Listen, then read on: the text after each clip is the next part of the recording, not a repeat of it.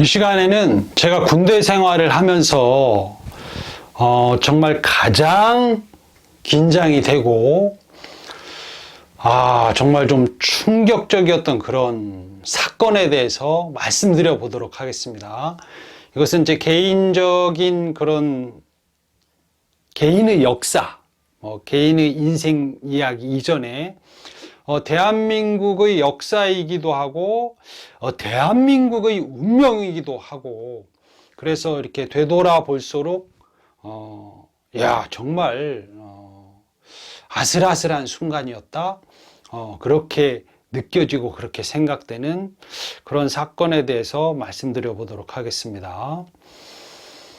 그 사건이 일어난 날은 정확하게 제가 그러니까 제대하기 전날, 제가 87년 6월 20일에 전역을 했는데 6월 19일에 일어났던 그런 사건입니다. 그런 얘기를 해보도록 하겠습니다. 이제 미리 말씀드리자면 그것은 우리나라의 역사의 한 획을 그은 민주화와 관련이 있는 87년 6월 민주항쟁, 6월 항쟁이라고 이제 그렇게 사람들이 많이 말하는 걸로 알고 있는데, 아무튼 87년 6월에 대도시 서울, 부산이나 이런 데 곳곳에서 일어났던 그 시위를 진압하려고 해병대가 출동했을까요? 안 했을까요? 그 얘기를 해보도록 하겠습니다. 87년이 됐는데, 87년이 되면서 그 휴게실에서 병장들이 강목을 갖다가 몽두균을 깎습니다. 길이가 꽤 큰데 1m 이상, 1.5m 정도 될 만한 그런 크기의 몽둥이를 계속 만들었죠. 물론 그 우리 중대원 100명이 넘으니까 100개를 더 만들었겠죠. 제대를 얼마 남겨놓지 않은 그 병장들, 어차피 훈련도 별로 받을 필요도 없고 훈련 받는 것도 싫어하니까 병장들은 마지막 한두 달 남겨놓은 병장들을 대여섯 명이 더 될 수도 있고 한 10명 이렇게 계속 그 몽둥이를 만들게 했다. 그리고 철모에 쓰는 철망, 얼굴을 가리는 철망, 정경들이 쓰고 있었던 그런 철망, 얼굴을 가릴 수 있게 그렇게 쓰는, 야구의 그 심판이나 포수가 하는 그런 비슷한 그런 가림막이죠. 철사로 이제 좀 짱짱한 철사로 그 전깃줄보다 이제 더 좀 두꺼운 그런, 지금 우리가 쓰는 이제 전기선 정도의 두께 되는 그런 철사로 그 철모에 연결시켜서 그런 철망을 만든 거죠. 중대원 초원에게 들어갈 수 있도록 몽둥이도 만들고 그런 철망도 만들었다. 저는 휴게실에서 병장들이 몽둥이를 깎고 있고, 이제 저는 안 했습니다. 몽둥이를 깎고 있고 그 철망을 만들고 해서 뭘 하나 했습니다. 저보다 선임들이 다 했으니까. 근데 이제 정작 그 선임들은 그걸 써보거나 쓰지는 않았고, 그리고 85년도와 6년도 제가 쫄병이었을 때, 또 상병이었을 때 없었던 시위 진압 훈련을 했습니다. 그 시위 진압 훈련을 충정훈련이라고 했다. 충정훈련. 근데 댓글에 보니까 시와나래님, 저보다 딱 3년 차이 나는 포병 출신인데, 그 시와나래 해병님도 그런 충정훈련을 했다. 그렇게 이제 그런 댓글을 썼습니다. 그래서 그렇게 알게 됐고, 아무튼 87년에 그 봄, 또 그 이전에 이제 제가 TS를 갔다 왔는데 한 2월 달쯤에 갔다 왔고, TS 훈련, 꽤 큰 훈련이죠. TS를 갔다 오고 난 다음에 충정 훈련을 했는데, 시위 진압 훈련, 중대 총원이 이렇게 대열을 맞춰 가지고 몽둥이 들고 무적 해병 이런 거, 그 시위, 그 대열은 정확하게 기억은 나지는 않습니다. 근데 이렇게 막 발을 굴르면서 꿍꿍 어커카벨로 구르면서 무적 해병 하고 이렇게 전진했다가 후퇴했다. 이런 걸 했는데, 뭐 이렇게 진짜 그건 별로 하기가 싫었습니다. 이렇게 왜 재미없는 이런 걸 하지? 근데 이제 그렇게 많이는 하지 않고, 이제 어느 정도는 했다. 하지 않았던 그런 시위 진압 훈련을 했다. 그러니까 몽둥이와 철망, 얼굴을 가리는 그런 철망을, 몽둥이하고 철망을 다 만들고 그런 시위 진압 훈련을 했다. 당시에 군대 밖의 사회가 대한민국이 어떻게 돌아가는지 이 철없는 군인들은 전혀 생각을 하지 않고 또 관심도 없었죠. 군대 생활을 언제 빨리 마치나 뭐 이렇게 생각하고 그랬겠죠. 대다수의 군인들은. 저는 이제 그 TS, 팀 스피릿 훈련을 마치고, 팀 스피릿 훈련 때는 이제 헬기를 많이 타서 기분이 좋았습니다. 언제 그렇게 헬기를 타보겠어요? 헬기를 뭐 10번은 채 안 돼도 꽤 탔으니까, 큰 수송기까지 하면 뭐 10번 넘게 탄 것 같기도 하고 뭐 그런데, 아무튼 그 팀 스피릿 훈련을 마치고 선임들도 다 전역하고 휴게실에 이제 그림을 그렸죠. 그림을 그리고 있었는데 뭐 한 달 정도는 뭐 시간이 정말 한두 달 엄청 지루하죠. 지루한데 이제 그 전에 그 중간에 영창 갈 뻔한 사건이 일어나고, 하지만 뭐 영창은 가지 않았지만 그건 또 이렇게 그래서 가볍게 넘어가고 그랬는데, 혼자 이제 그림을 휴게실에 다 그리고 난 다음에 이제 드디어 저녁 일주일, 제대 일주일 남겨놓고, 그때 당시에는 저녁 갈 때쯤 되면 3박 4일 동안 동기들, 전역자들끼리 혜택 받아서 미리 이제 전역하는 해병도 있지만 같이 모여서 교육을 받습니다. 예비군이 되는 교육이겠죠. 아니면 사회 나가서 어떻게 하라. 좀 형식적인 건데 어떤 상사님이 오셔서 그런 교육을 했습니다. 그래서 이제 그 교육을 받으러 갔죠. 그 교육을 받고 난 다음에는 이제 전역하는 거고, 거의 다 보따리 싸놓은 거죠. 뭐 가져갈 보따리도 없지만 그냥 몸만 나가면 되는 거죠. 추억록하고 후임들이 만들어준 상패 뭐 이런 거 하고. 7연대로 갔습니다. 7.1대인지 7.3대인지는 모르고 그 해안방어 나간 그 빈 병사를 썼는데, 그래서 이제 그 뭐 홀가분하게 그런 그 새마을 교육을 받으면서 동기들하고 이렇게 좀 노는 거죠. 놀고, 그 구치소에 있었던 그 헌병 동기들을 좀 제가 약 올리면서 너네들은 뭐 사격은 해봤냐? 구보는 해봤어? 뭐 고무줄 찼냐? 바지에 고무줄 차봤니? 이렇게 이제 헌병들은 항상 멋지게 하니까 링 차고 뭐 그러는데, 링을 찾는지 하여튼 댕기맨다 그러는데 고무줄 안 차고 그 바지 단을 어떻게 잘 하는 거죠. 뭐 해병대 나오신 분들은 다 알 것이고. 그래서 이제 그렇게 그 헌병 동기들 좀 놀리고 그러면서 내일 전역합니다. 이제 내일 전역하는데 6월 20일에 전역하는데 6월 19일이 된 거죠. 6월 19일. 6월 19일에 이제 오늘 오후 지나고 하룻밤만 자면 저녁이다. 이렇게 하고 있는데 갑자기 2시? 그때쯤 점심 먹고 새마을 교육을 하는 상사님이 부르십니다. 3위대대 집합하라고. 그래서 3위대대가 4명 있었는데, 그래서 4명이 이렇게 갔더니 니네들은 부대로 복귀하라고, 중대로 돌아가라 그럽니다. 그래서 왜 중대로 돌아가냐, 내일 제대인데. 그랬더니 3위대대는 제대를 못한다. 3위대대는 지금 시 진압하러 출동을 가야 되기 때문에 복귀해야 된다. 그래서 제가 따졌습니다. 아니 우리 동기들은 다 제대를 하는데 우리가 왜 제대를 못하냐. 그러니까 우리는 여기 남아서 저녁 제대를 할 것이다 그랬더니 상사님이 안 된다, 빨리 돌아가라, 막 그러는 겁니다. 그래서 뭐 우길 수도 없는 노릇이고, 병장이 병들한테서나 큰 소리 치지.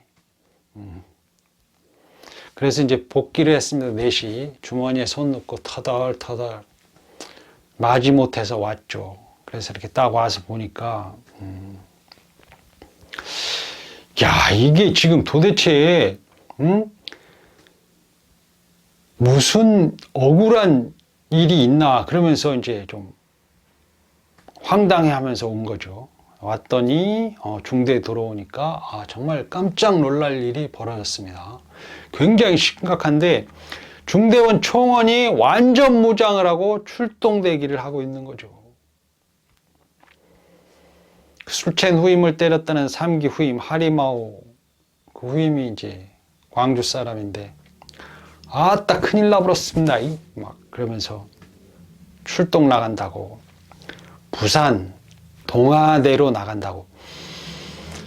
부산시장이 해병대를 요청했다. 정확하게는 군대를 요청한 거죠. 군대를 요청했는데 그 경찰로서는 그 시위를 막을 수 없다. 그래서 군대를 요청을 했는데, 광주에서는 공수부대, 그때는 공수부대가 시위 전압을 잘한 거다라고 평가를 안 한 것 같습니다. 그때는. 지금도 좀 그렇지만 잘한 건 아니다. 그렇지만 그래서 이번에는 해병대가 먼저 나간다. 시위 진압에 공수부대가 나가는 것이 아니고 해병대가 나간다.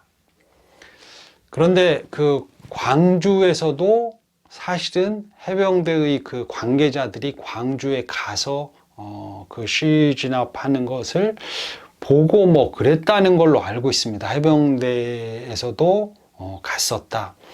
해병대가 이렇게 시위 진압하러 광주에 출동한 게 아니고 그 전문가라고 할 수 있는 높으신 분들 몇이 가서 봤겠죠. 그랬는데 공수부대는 시위 진압을 잘 못한다, 이제 그렇게 평가를 했나 보죠. 그러니까 지금도 그렇게 이제 좀 복잡한 일이 일어났다고 그렇게 하겠지만, 그래서 이제 해병대가 먼저 나간다. 그런데 해병대 중에서는 3위대대가 예비대대 중의 예비대대이기 때문에 가장 먼저 나간다. 그래서 우리 3위대대가 먼저 나가기로 그렇게 돼 있습니다. 이제 대대 연병장에 대대 병력을 싣고 갈 기동차가 이제 시동을 걸고 있습니다. 그리고 곧 탑승할 준비를 하는 거죠. 제가 갔더니 이제 내무실에 병사 안에 다 이제 후임들이 있었는데 완전 무장을 했는데 방탄조끼도 있고 이렇게 얼굴 가리는 철망으로 가리고 총에다가 그 대검도 착검을 했습니다. 대검을 꽂았죠. 그래갖고 이제 차에 다 탑승을 했는데 세워총을 다 이렇게 하고 있는데 그 트럭에 총이 막 빼쭉빼쭉 이렇게 나와 있고 완전 무장을 한 군인들. 근데 정말 겁이 났습니다. 제가 보기에 저보다 다 후임들인데도 그 차에 탄 모습을 보니까 너무 좀 무섭고, 실탄을 실었습니다. 실탄. 차에다 실탄도 막 몇 박스씩 싣고, 그 다음에 빗자루. 그때 이제 빗자루도 많이 만들었는데 청소를 하려고 그랬는지 밖에 나가서 시위 진압할 때 청소하려고 했는데 빗자루도 많이 만들었습니다. 나중에 이제 뭐 선임들 얘기 들어보니 300자 선임들 얘기 들어보니 또 이제 다른 분들의 증언에도 뭐 부산이나 마산 옛날에 대구 뭐 이런 데도 해병대가 나갔었다고 합니다. 시위 진압을. 그래서 시위 진압을 그 시민들하고 충돌 없이 잘했다. 해병대는. 그래서 이제 해병대가 또 나간다. 그래서 3위대대가 가장 먼저 나가기로 한 거죠. 정말 그 기동차에 대대병력이니까 이제 차가 열 몇 대 되는데 거기에 전부 탑승을 해가지고 완전 무장하고 얼굴도 시커멓게 칠했던 것 같기도 하고 확실한 그건 기억이 안 나는데 하여튼 철망하고 대검 16 해갖고 대검 착검하고 총을 이렇게 세우고 그랬는데 정말 진짜 전쟁에 나가는 것 같고 정말 겁이 났습니다. 정말 그 완전 무장을 한 그 해병대원들을 보니 좀 무시무시. 제가 군대 생활을 하면서 가장 긴장했던 그런 순간입니다. 정말 전쟁에 나가는 것 같은. 그런데 저는 그때 그 차를 타지 않고 화단에 앉아 있었습니다. 그런데 이제 유장복을 다 입고 있었으니까. 근데 저는 이제 유장복을 입지 않고 있었죠. 내일 제대니까. 그리고 새마을교육장에서 왔고. 그래서 제 동기가 이제 우리 중대 저 말고 한 명이 더 있었는데 우리 중대 2명 있었죠. 그리고 5중대는 1명이 먼저 전역해서 1명 남아 있었고 7중대는 원래 1명이고 이렇게 4명인데 넷이서 그냥 화단에 앉아 있는 거죠. 나랑 우리 중대 동기는 우리 중대 화단에 앉아 있고 5중대, 7중대 1명씩 거기 화단에 앉아서 이렇게 차를 바라보고 있는 거죠. 상황이 어떻게 되는지. 출동하면 저도 그 차를 타야 됩니다. 차 안에 제 군복하고 총하고 무장이 다 있다. 이제 처음에는 이렇게 대대 연병장에 차가 있었고 다 탑승을 했고 차가 이제 차례대로 움직입니다. 앞에서부터 이제 하나씩 나가면서 대대 주변의 도로를 이렇게 슬슬 도는 거죠. 이제 완전히 속도를 내서 가진 않고 만약에 속도를 내서 간다면 이제 저도 타야 될 그런 형편이었는데 그때의 그 기억 이제 저녁 때가 됐는데 비가 부슬부슬 이렇게 내리고 어두컴컴해지기 시작했습니다. 어두컴컴해지기 시작했는데 이제 화날 때 탑승을 다 했고 그러면서 대기를 하고 있는 거죠. 시동 걸고 부릉부릉 하고 있고 곧 떠날 듯이 차가 좀 움직이기도 하고 근데 이제 비가 부슬부슬 내리는 이제 어두워졌는데 그 헤드라이트가 이렇게 비치면 비가 막 떨어지는 게 보이죠. 엄청 비가 쏟아지고 그러진 않고 비가 부슬부슬 내렸는데 그 장면이 머리에 각인이 돼서 떠나질 않습니다. 이제 출동 명령 떨어지면 상부에서 출동 명령 떨어지면 저는 그걸 타야 되는 거죠. 그때 이제 대학을 다니고 그 사회 물정 이제 우리 그 대한민국의 그 대한민국이 처한 상황을 좀 아는 세상 물정을 아는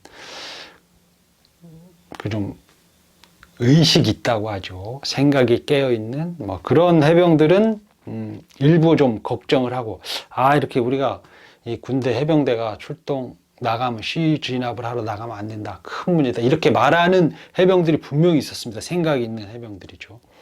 근데 뭐 대다수는 한 70%, 80%는 뭐 밖에 나간다니까 좋아서 뭐 신나 있는 것 같기도 하고 또 이제 저같이 내일 저녁인 사람은 야 이거 제대 못하는데 큰일 났네 이렇기도 하고 밑에 후임들 뭐 한 달, 2달 남은 후임들도 걱정하기도 하고 자기들도 이제 제대를 걔도 못할 수도 있고 나라에 무슨 큰일이 일어났나 이제 이렇게 생각하기도 하고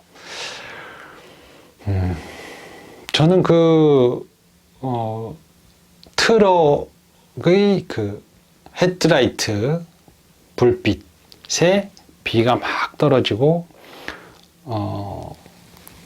그 차에는 내 후임들이지만 그 완전 무장을 하고 정말 무서운 모습으로 이렇게 대검을 막 하늘을 향해서 찌르고 있는 것처럼 그렇게 있고, 그 모습이 전혀 잊혀질 수가 없는 거죠.